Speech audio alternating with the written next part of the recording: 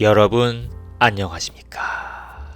연애가 어려운 남자 김연어입니다. 출장 다녀오는 길 같이 있는 회사 사람들 몰래 지하철에서 영상을 찍어봤습니다. 요즘 외출을 하는 일이 없다 보니 배경 영상을 찍는 것도 힘드네요. 제 인생도 이런 답답한 걸어도 출구가 보이지 않는 영원히 해가 뜨지 않는 끝없는 터널 같다는 생각을 했습니다. 터널을 나가는 방법에 대해 조언은 몇십 년 동안 정말 수백 번은 들어왔지만 제가 여러모로 부족해서 아쉽게도 출구는 찾지 못했습니다. 오늘도 출구를 찾기 위해 힘들지만 한번 걸어봅니다. 얼마 전 저보다 2살 적은 밴드 동아리를 같이 했던 38살 남자 회사 후배가 청첩장 모임을 했습니다. 예전 영상이 나왔던 제가 밥을 먹자고 그랬는데 표정을 찡그렸던 그 여자애는 안 나왔습니다. 한 10명 정도 모였는데 와이프 될 사람이 같이 따라왔습니다. 남자는 서울 사람, 그리고 여자는 특이하게도 충주에서 간호사를 하던 사람이었는데 결혼하면 서울에서 직장을 구한다고 합니다. 소개로 만났다고 하던데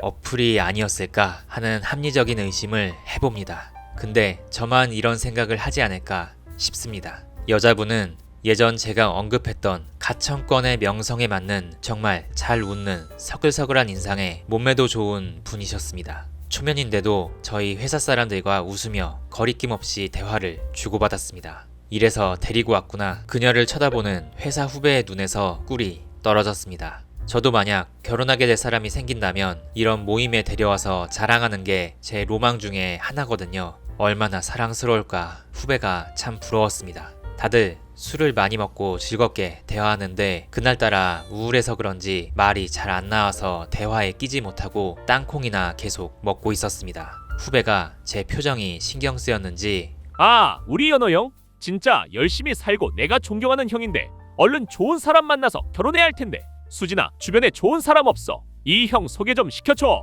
음식에 침을 튀겨가며 얘기합니다. 이 친구는 평상시에도 매너 같은 건 잘 모르고 화도 잘 내고 직설적인 편이라 호불호가 갈리는데 키도 크고 덩치가 좀 있는 곰상이라 예쁜 와이프를 얻은 것 같습니다. 저를 보면서 와이프분이 처음으로 곤란한 표정을 지으며 간신히 대답합니다. 에이 아니야, 어떻게든 되겠지. 결혼 정말 못하게 되면 혼자 강아지나 키우면서 살지 뭐. 마음에도 없는 소리를 했습니다. 그 말을 하는데 아차차, 테이블 반대편에 있는 정말로 강아지를 키우면서 혼자 사는 45살 여자 선배가 보입니다. 제 말을 들었는지 그분이 우울한 표정을 짓네요. 내가 말실수를 했구나 싶었습니다. 이런 식으로 청첩장 모임이 있으면 그 사람의 결혼식장에 가지만 요즘엔 웬만해서는 결혼식장에 가지 않습니다. 가서 사진도 같이 찍고 그래야 하는 게 맞는데 언젠가부터 결혼식장에 가면 가슴 한쪽이 너무 답답하고 마음이 힘들더라고요. 빨리 나가고 싶은 기분도 들고 그래서 그냥 돈만 5만원, 10만원 이런 식으로 보내게 됩니다. 예전 영상에서도 한번 말씀을 드렸던 것 같아요. 얼마 전엔 또 다른 35살 회사 여자 후배의 결혼식이 있었습니다. 만난 지 한 반년 정도 된 중견기업 생산기술팀 직원이랑 결혼한다고 하더라고요. 청첩장 모임에서 3개월 사귄 다음 결혼 안 할 거면 당장 헤어지자고 했어요. 크크 딱지만 직업 그리고 성격만 봤어요. 연어 선배도 너무 재지 말고 얼른 가요. 할 수 있어요. 덕담을 건네는 그녀. 1, 2년 전에 소개팅 시켜준다고 몇 번 말해준 적이 있었는데 하필이면 그때 저는 사귀는 사람이 있어서 요청을 거절했었거든요. 그래서 이번에도 소개팅 시켜준다는 말을 할 줄 알았는데 저한테는 소개팅 얘기를 꺼내지 않았습니다. 내가 그렇게 늙었나? 40이라는 나이는 이렇게 소외받는 나이인가 신경이 쓰였습니다. 대신 제 옆에 있는 35살 남자 후배한테만 소개팅 시켜준다고 여자 사진을 보여주더라고요. 남자 후배는 지금 좋아하는 사람이 있어서 소개팅은 안 받을게요 라고 거절했습니다. 여자 나이 36살이라 저는 은근히 저에게 소개팅이 넘어올 줄 알았는데 끝까지 그 후배는 이야기를 하지 않았습니다. 다음날 어제 소개팅을 거절했던 남자 후배가 연어 선배 시간 돼요. 업무 시간에 회사 구석 작은 회의실로 저를 부릅니다. 제가 사실 헤어진 지가 얼마 안 됐거든요. 그래서 일도 운동도 아무것도 못하고 집에서도 폐인처럼 있어요. 어떻게 해야 하죠? 제 얘기 좀 들어줘요. 힘들어 죽겠어요. 평상시에도 고민 상담을 많이 들어줬었는데 이번에는 자세를 잡더니 본격적으로 힘든 표정으로 연애 고민을 얘기하기 시작합니다. 한 1시간 정도 연애 시작부터 끝까지 스토리를 풀더군요. 제 이야기는 아니니까 조금 간단하게 이야기를 하자면 이 친구는 고려대를 나왔는데 학교 운동 동아리 졸업생 모임을 아직도 가더라고요. 거기에서 만난 10살 적은 여자애한테 계속 들이대서 사귀었고 처음에는 자취방에서 맨날 놀고 너무 좋았다고 합니다. 근데 그 친구가 좀 많이 알뜰해서 휴지 한 장도 헛쓰지 않고 특히 마트 같은 데서 유통기한 지나기 직전 음식들을 사서 쟁여놓는 버릇이 있습니다. 사귄 지 한 2달 정도 되던 때 유통기한이 지난 치즈 케이크를 그녀 자취방 냉장고에 넣어놓고 괜찮다고 먹으라고 했나봐요. 여자가 버린다고 했는데 그 남자는 절대 버리지 말라고 하고 그게 서로 언성이 높아졌다고 합니다. 오빠는 이런 식으로 고집이 너무 세. 별것도 아닌 거에 계속 화내고 너무 찌질해. 이젠 더 못 참겠어. 헤어져. 후배가 저에게는 얘기를 안 했지만 처음에는 맛있는 거 잘 사주고 하다가 한 2달 정도 되니까 자기 편한 모습이 나오고 자신의 그런 모습이 호불호가 갈린다는 것을 깨닫지 못한 모양입니다. 현재는 후폭풍이 왔고 후배가 2달 동안 계속 몇 번이고 매달려서 집 앞에도 찾아가 보고 편지도 쓰고 만나보고 했지만 마음을 돌리지 못했고 결국에는 어제 아예 차단당했다. 그래서 너무 마음이 아프다 라는 스토리였습니다. 참 세상엔 다양한 연애 스토리가 있습니다. 이 후배도 여러 번의 실패를 통해 성숙해지고 저처럼 늦어버리기 전에 매너를 배웠으면 좋겠습니다. 그래도 저는 제 후배를 위로해줬습니다. 경제관념이나 습관 같은 건 취향이라 그런 게 맞는 사람을 만나야 한다. 그리고 힘든 마음은 시간이 지나는 걸 바라는 수밖에 없다. 라고 했습니다. 하지만 솔직히 마음 아픈 것은 이해가 가지만 지금 제가 누구 얘기를 들어줄 처지가 아니거든요. 매일 페인같이 살고 있어서 마음에 여유가 없는데 남의 고민을 들어주면서 억지로 공감을 해주려니 정말 마음이 힘들긴 했습니다. 그래도 회사 사람들에게 저의 고민을 털어놓을 생각은 없습니다. 믿을 만한 동기들 몇몇 빼고는 소개팅한 것 자체도 거의 얘기를 안 했던 것 같아요. 예전에 팀 회식 때 너무 할 얘기가 없어서 재미있는 소개팅 썰 한두 개를 풀었었는데 반응이 좋기는 했지만 그 뒤로 한동안 윗사람들이 연어야, 소개팅 재미있는 썰도 없냐? 시도 때도 없이 그러셔서 곤란했던 때가 있었거든요. 회사에서는 이미지도 중요하니 너무 사적인 얘기는 하지 않는 것이 좋겠다고 생각하고 있습니다. 요즘 어플이 정말 조용하네요. 매칭 요청은 꽤 하고 있는데 단 한 번도 수락이 되지 않습니다. 소개팅을 좀 나가야 실전 감각도 생기고 유튜브 스토리도 만드는데 소개팅이 없으니 홀로 우두커니 앉아있는 시간이 많아졌습니다. 다행히도 멘탈이 조금 회복되긴 해서 운동은 하고 있지만 말입니다. 그래서 이곳저곳 알아보다가 결정사 정보 카페가 있어서 가입해봤습니다. 글은 거의 쓰지 않고 눈팅만 했습니다. 정보를 주고받는 보통의 글들도 있지만 남자 40살이 10억 없으면 실패자 아닌가요? 나이 들었는데 결혼하려면 재산으로 말해야죠. 결정사 가입했더니 100억 재산, 1000억 재산도 흔하던데 경쟁이 안 돼요? 여자 3중 이상이면 노산인데 재산이나 따지고 있고 눈이 너무 높으시네요. 능남들은 여기서 뻘글 쓰지 말고 그렇게 찬양하는 동남아 여자나 구입하러 가세요. 나이 41살에 연소득 세후 6천이 적다고요? 여자들 제발 정신 좀 차려요. 그 정도는 아주 평범한 수준이에요. 남자들 주제 파악을 좀 해요. 이런 식으로 서로 날선 저주의 말들을 주고받고 있네요. 모두 화가 많이 나 있습니다. 저와 마찬가지로 결혼을 하지 못한 쭉정이들의 절규 섞인 분노가 느껴집니다. 원하는 사람과 결혼하지 못하고 원하는 사람에게 선택받지 못한 그 분노는 다른 회원들에게 향하고 아이러니하게도 상대방도 비슷한 입장이기에 그 분노는 눈덩이처럼 커집니다. 날도 더워서 그런지 맨날 싸웁니다. 하지만 나이 33살, 연봉 1억 5천 의사입니다. 집돌이에요. 제 스펙 평가 부탁드립니다. 딱 제가 원했던 이상형이에요. 쪽지 보내도 될까요? 나이 30살, 미인대회 출신이에요. 모은 건 없지만 결혼할 수 있을까요? 인생 정말 열심히 살아오신 분 같아요. 제 이상형이에요. 쪽지 보낼게요. 그러면서도 한쪽에는 사랑이 싹트고 있네요. 카페에 자기소개를 올려놓고 평가하는 게시판이 있습니다. 87년생 중견기업 연구원이고요. 연봉은 8천 정도입니다. 모은 돈은 부모님 지원까지 해서 20억 정도예요. 5살 연하 여자부터 원해요. 제 스펙 어떠세요? 91년생 약사고요. 월급은 세후 1000 정도입니다. 모은 돈은 약 2억 정도네요. 이 정도면 중간 이상은 되나요? 이런 식이고 나이가 많으시니까 여자 모은 돈은 안 보시는 게 좋겠어요. 오, 그 정도면 육각형이신데요. 제가 89년생인데 나이만 괜찮으시다면 쪽지 보내고 싶어요. 여자들의 평도 줄줄이 이어집니다. 남자 쪽뿐만 아니라 여자 쪽도 마찬가지로 이런 스펙이 기재되어 있는 자기소개를 합니다. 마치 물건을 흥정하는 재래시장 같네요. 당연한 듯 저도 사람들의 자기소개를 읽고 그들의 스펙을 평가하고 있었습니다. 그런데 문득 뭔가 이상한 기분이 들었습니다. 아니, 제 주변을 둘러싸고 있는 이 모든 상황들이 갑자기 이상하게 느껴지기 시작했습니다. 그 이상하게 느껴졌던 것은 가장 결혼을 원해서 결정사 카페에 가입한 사람들이 연애 및 결혼 상대로 모두 돈이 얼마나 많은지를 따지고 있고 그것이 만남을 결정하는 1순위가 되어 있다는 점이었습니다. 자기소개가 진지하고 나름 철학이 있는 사람들이 보입니다만 돈이 없으면 가차없이 예선 탈락이 된다는 점이었습니다. 연애를 하기 위해선 그 사람의 매력을 우선적으로 봐야 한다고 생각합니다. 아무리 돈이 많아도 저의 옆에 항상 있어주며 진심으로 생사고락을 함께할 그 사람 자체는 돈으로 살 수 없기 때문입니다. 제가 그동안 사람들을 사귈 때 상대방의 돈을 따진 적이 있었을까?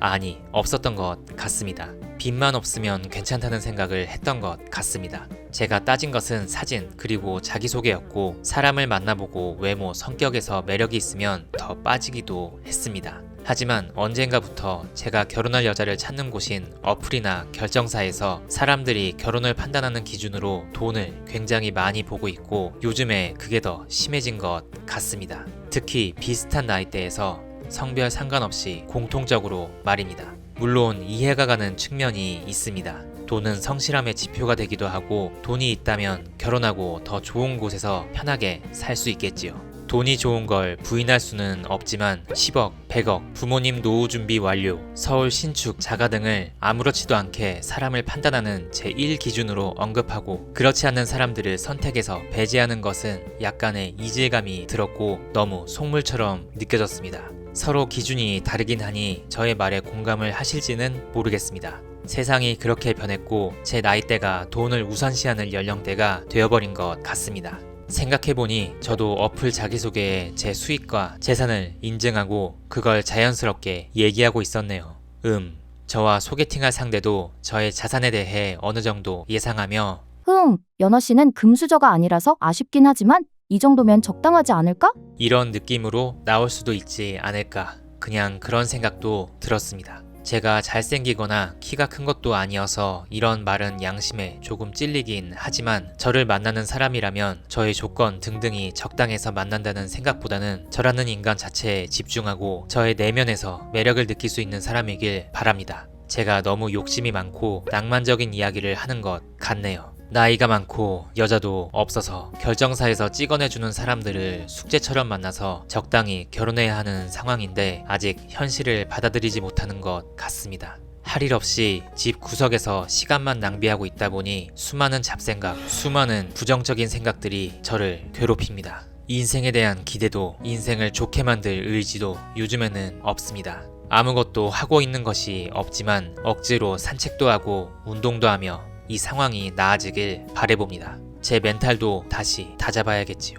멘탈 이야기를 하다 보니 멘탈이 강해 보이던 한 여자분이 떠오르네요. 오늘도 한번 이야기를 꺼내보도록 하겠습니다. 어느 봄 듀오 매칭 매니저로부터 연락이 왔습니다. 회원님 프로필 뿌렸더니 회원님 만나고 싶다고 3명이 연락 왔어요. 미차감으로 한번 보세요. 달콤한 미차감 요구를 하십니다. 사실 프로필을 보고 느낌이 오는 사람은 한 분 빼고 없었습니다. 그러나 매니저님이 이 분 있잖아요. 만나본 분들 평가가 좋아요. 한번 만나봐요. 이런 식으로 설득하셔서 소개받은 3분을 모두 보기로 했습니다. 미차감을 나가면 한 80% 정도는 제 불안한 느낌이 맞지만 한두 번 정도는 매니저님 말처럼 괜찮은 경우가 있더라고요. 확률은 낮지만 기대를 품고 가보게 되었습니다. 근데 약속을 잡다 보니 한 주말에 약속 3개가 동시에 잡히고 말았습니다. 토요일 12시에 한 분, 이분은 38살 회계사. 그날 토요일 오후 4시에 또 한 분,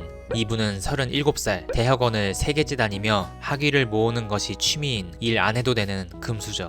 그리고 다음날 오후 2시에 한 분, 38살 의사, 하루에 소개팅 2개. 나이 40이라 그런지 너무 힘들더라고요. 그냥 얘기를 듣고 있는 것도 아니고 머리를 쓰면서 상대방에게 질문도 많이 해야 되기 때문에 토요일 12시 첫 소개팅 강남 카페에서 88년생 회계사를 만납니다. 제가요, 땡땡 회사랑 일을 하는데 상대방이 저한테 자료를 안 줘서 어쩌고. 출장 갔는데 거기 음식이 너무 맛있는 거예요. 그래서 선배의 눈치 보다가 2그릇이나 먹었지 뭐예요. 크크. 처음에는 낯을 좀 가리더니 자신의 회사 그리고 일하면서 있었던 TMI 에피소드들을 모조리 얘기하는 그녀. 저에 대해 좋게 생각해 주셔서 감사했는데 제가 이성적인 호감을 느끼지 못하는 것이 아쉬웠습니다. 밤을 새서 일하다가 회사에서 바로 왔다고 하던데 안 씻고 왔는지 쉰내도 나고 특히 잇몸과 앞니 그리고 입술이 꽤 검더라고요.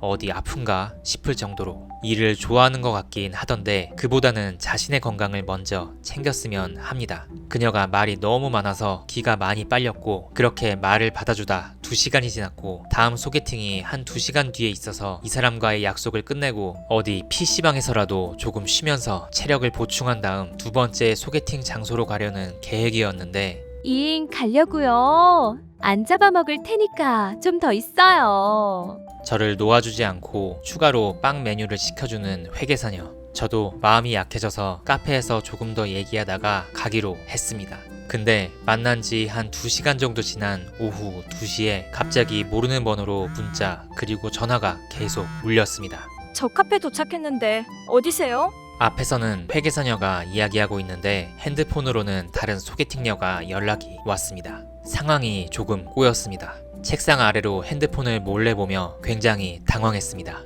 저 화장실 좀 다녀올게요. 듀오 홈페이지에 들어가서 번호 검색을 해보니 일요일 2시에 만날 의사가 약속을 토요일로 착각한 것 같았습니다. 아, 혹시 약속 내일 2시 아닌가요? 저 지금 밖에 나와 있어서 문자를 보내니 아, 그랬나요? 네, 알겠습니다. 건조하게 답변이 왔습니다. 뭐야 이 사람. 가뜩이나 기빨린 상황인데 돌발 상황까지 발생하니 더 머리가 아팠습니다. 상황을 마무리하고 다시 테이블에 앉았습니다. 어머, 연어씨 왜 그래요? 눈이 좀 빨개진 것 같은데? 회계사녀가 걱정해주네요. 오후 3시까지 3시간 정도 그녀의 일 이야기를 영혼 없이 들어주다가 겨우 그녀를 보내고 3시 반에 바로 금수저 여자를 만나 2번째 소개팅을 했습니다. 연속 소개팅 2개 좀 힘들었습니다. 그래도 이분이랑은 대화가 잘 통해서 애프터까지는 했습니다. 하루가 지나고 다음날 일요일 오후 2시 오늘 이야기의 주인공인 의사분을 만날 차례였습니다.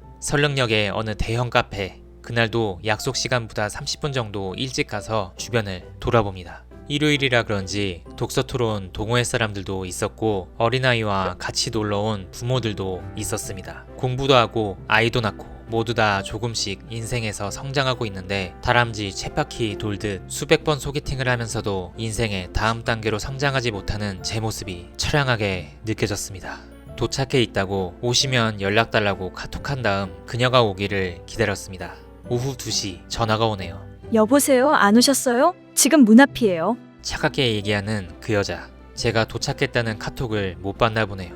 대답하고 문 앞 키오스크로 갔습니다. 아, 네, 안녕하세요. 그녀는 인사도 하지 않고 아무것도 하지 않은 채로 멍하니 있었습니다. 뭐지? 조금 당황했습니다. 그녀는 마른 스타일의 흔녀였습니다. 얼굴은 기억나는데 예시로 들 적당한 사진이 없네요. 음료수 드실까요? 말없이 아이스 아메리카노를 찍는 그녀. 저랑 눈을 마주치지도 않고 말을 한마디도 안 합니다. 조금 이상한 감정이 들었습니다. 점심 드셨어요? 케이크도 먹을까요? 네. 저쪽 창가에 자리 먼저 잡을까요? 먼저 가 계시면 제가 음료수 가져갈게요. 음료수가 나오길 기다리며 저는 여러 가지 생각에 사로잡혔습니다. 사진보다 별로인 것은 뭐 그렇다 치는데 말을 거의 하지 않는 차가운 느낌. 마주 앉고 어떻게 얘기를 해야 할지 난감했습니다. 보통 처음 만나서 대화를 하면 어색해서라도 추임새를 넣고 친절하게 해주는 게 본능 아닌가. 어려운 사람을 만났다. 오늘 소개팅도 망한 게 아닌가 하는 생각이 우선 들었습니다. 음료수와 케이크를 가지고 창가에 있는 그녀의 테이블로 가서 앉습니다. 안녕하세요. 김연우라고 합니다. 반갑습니다. 네. 여기 카페 분위기가 괜찮더라고요. 매니저님이 장소 선택을 잘 해주신 것 같네요. 네네. 오늘 일요일인데 주말 이 시간에는 원래 뭐 하세요? 그냥 쉬어요. 오늘은 본가에서 오셨어요?